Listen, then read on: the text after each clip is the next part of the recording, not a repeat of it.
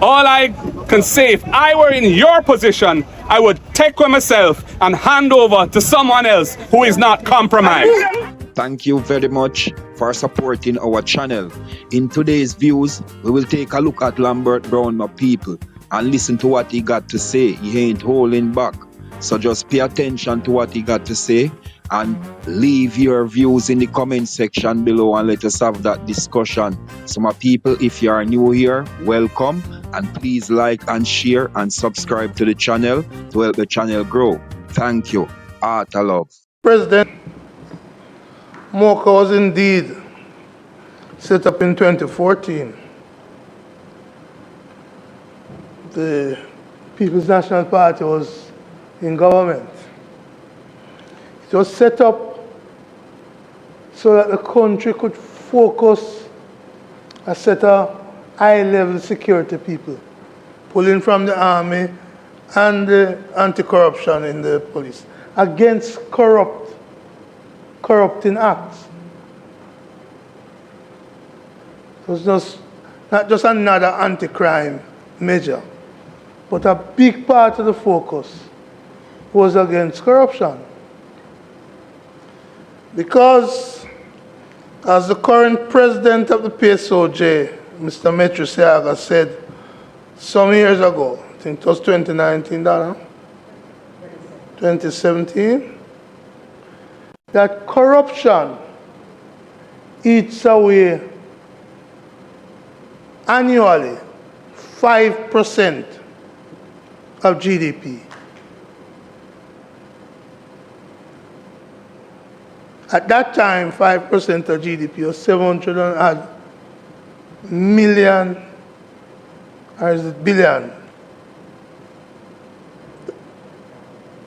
US, 735 million US. So corruption is something that holds back the country. Just this week, I saw the integritycommission put out something which says even mental health is affected by corruption. Lack of resources for dealing with mentally ill. But MOCA is about anti-corruption in addition to crime fighting. A big issue for us, as in my view, this expansion of things seems to be diluting the MOCA function from that big anti-corruption drive that it needs to make to simple larceny, for which a police force of 14,000 ought to be focused, not MOCA. MOCA need to be looking at accounts that receive abnormal cash injections over a short period of time. For example, I know when I throw the stone, which pig will scream. So, for example, if in my account, over a 3-month period, 20 cash transaction is made, cashless card transaction is made, amounting to $4 or $5 or $6 or whatever $1 million. That's something that a red flag in the banking system should fly up.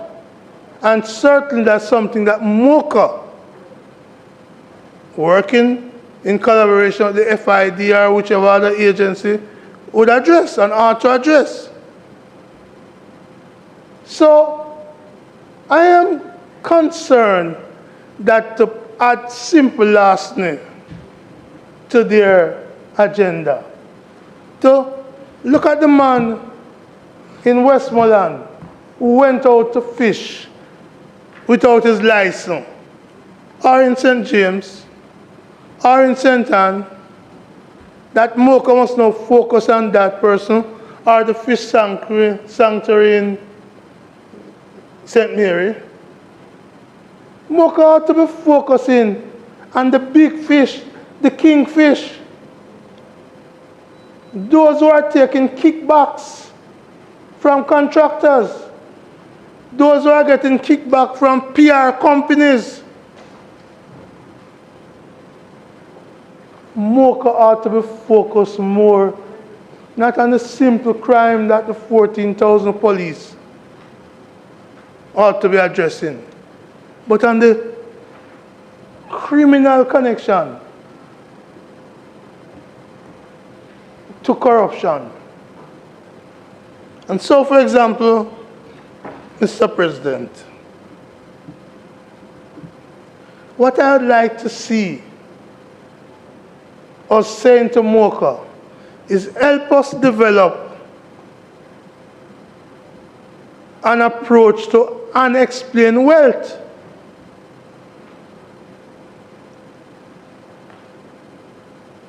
So we can put unexplained wealth into our laws in order to deal with unexplained wealth.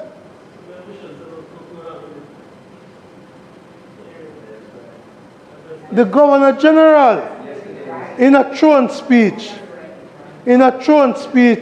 from here, tell us that that was a government priority. So what I'm saying, let MOCA help us develop that policy on unexplained wealth. Something that the government and people of Trinidad and Tobago have passed. Let them tell us how,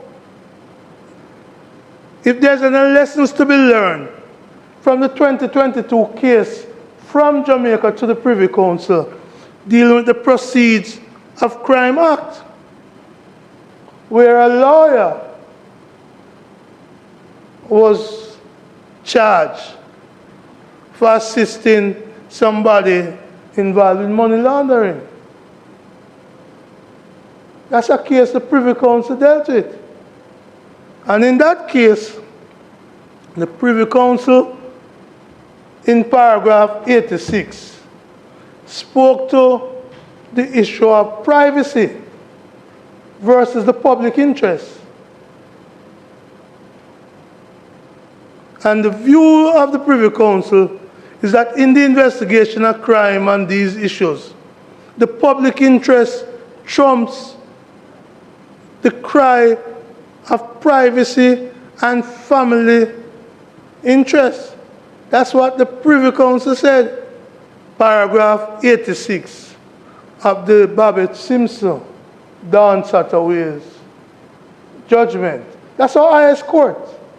So our highest court doesn't seem, my brother Ransford, to be of the view that unexplained wealth order or the POCO arrangement is unconstitutional.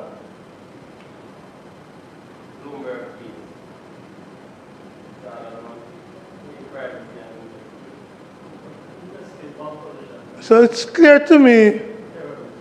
Say whatever you want to say now, friend. It just shows me that the stone is licking. I'm happy. So, Mr. President, illicit enrichment is what we ought to be soliciting MOCA on. How to strengthen POCA is what we ought to be strengthening, working on. We should be using MOCA to assist us in investigating the threat against our dear and beloved Prime Minister. Because recently we were told that our dear and beloved Prime Minister had a situation where massive police presence was rushed to his house. We were told initially it was a bomb threat. And then we were then told that it was a threat against the Prime Minister, which the police repelled. However, the country is still awaiting and would benefit from MOCA being strengthened enough to investigate, to tell us, are there external forces or internal forces that is threatening our Prime Minister. MOCA could tell us that. So I'd hope that in the schedule, I would see something which says, instead of Prida larceny, the man thief in Aki at King's house, the fisherman going out at sea at Alligator Pond without his license. I'd have expected to see provision where our Prime Minister could be protected. And that MOCA would help the country in understanding what happened in Beverly Hills recently. And also wish, Mr. President, to see and hear from the government telling us that MOCA has developed intelligence to reduce the mass shootings in the country, not just Cherry Tree Lane. Betheltown in Westmoreland, Cassava Peace in St. Andrew, and your dear St. James, President and Senator Allen, throughout the country. So I'd like to see the role that MOCA is going to play. And that must mean, Minister, that you must give MOCA their full establishment. We're being told that MOCA is between 50 and 60% of its establishment. So they're short. And we're giving them more things to go fish sanctuary, Prida larceny, simple larceny. Where's the priority? The priority must be about those who in 3 years have $470 million going through their account when their salary was running at $12 million a year. That's what I want to see MOCA being given the power and the resources to tackle big fish, kingfish, major corruption. Not the little man with the dozen Aki at King's house. Not the little man who go out to sea but didn't have his license, or his license had expired and it had not been renewed. That's not who MOCA need to be going at. MOCA must focus on the corruption. Because you see, President, Metro Siaga said it right. He quoted the extent to which the people of the country in various polls feel that politicians are among the most corrupt. And in recent polls, this government is being seen as among the most corrupt government in the history of our country. And therefore, we have the courage to bring MOCA into being. You now must fully staff MOCA. You must focus MOCA on illicit enrichment. It cannot be, Mr. President, that we believe as parliamentarians. Let me pause and say it differently. It cannot be that parliamentarians feel that the 2001 or thereabout legislation on corruption prevention dealing with illicit enrichment. It cannot be that we as parliamentarians want to see that offense of illicit enrichment removed from the statute books of the country. It must be an offense, especially since we set up an integrity commission to address issues like those. And we have seen annual reports from the Integrity Commission. First saying there are 6, and then there are 2 more. That 8 among us are being investigated for illicit enrichment. That is 8 of the 64 plus 21, 84. 10% of the parliamentarians. And if you reduce it, because to the best of my knowledge, I am not being investigated for illicit enrichment. Damian, if I am being investigated, it must be for illicit impoverishment. Yes. If I am being investigated, it must be for illicit impoverishment, but certainly not illicit enrichment. And if, Mr. President, MOCA is given a job and the resources to go after those engaged in illicit enrichment, then we don't need to pack them up with these other tasks. Let them focus on the ones that is 5% of GDP. Because you see, it will make it easier for Minister Hill to get up and tell us we have a booming economy, as he said the last time. If, Senator Hill, we got rid of that corruption, that 5% would come back on the GDP, and you would get your 5 in 4. But unfortunately, instead of 5 in 4, because there's no corruption, or reduced corruption significantly, what we're getting is -4 in 8 years. Because we have seen the Minister of Finance telling us that this year going to be negative. The projection was for 1.8 growth.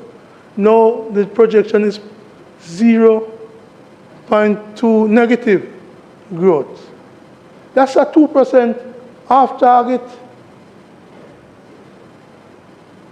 And we don't know if we're going to get the equivalent of a Ellen or a Milton.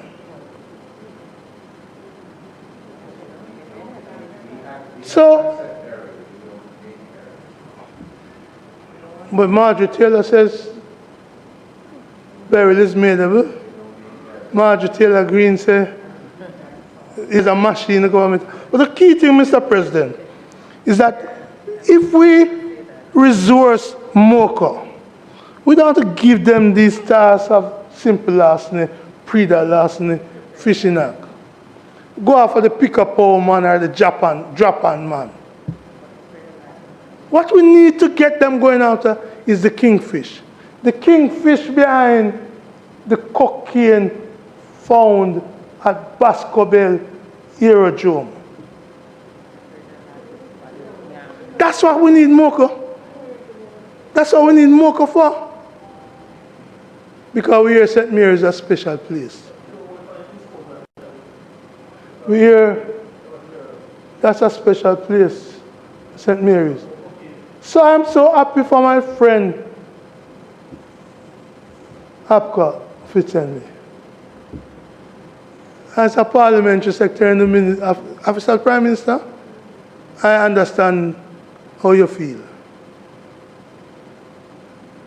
Well, Mr. President, as I close, we need a MOCA that is fully staffed, not 50% staff. We need a MOCA that goes after illicit enrichment, and we need to keep that in our laws. We need a MOCA that helps us develop unexplained wealth order. With those, our country will see the possibility of growth.